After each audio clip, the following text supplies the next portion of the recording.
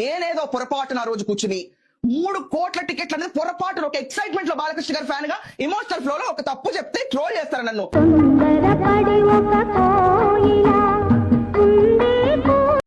ఎవర్రా ఎవరు మా బర్రెక్కని ట్రోల్ చేస్తున్నారంట? నేను చెప్తాను అక్క వాళ్ళ సంగతి. ఎవర్రా చెప్పండిరా, ఎవరు ట్రోల్ చేస్తున్నారంట మా బర్రెక్కని? మా బర్రెక్క చూడటానికి బర్రెలా ఉంటుంది అంతే. మీరు దానికి ట్రోల్ చేస్తారా? నేను చెప్పాను లేక ఇంకా ట్రోల్ చేయరులే. ఆయన అక్క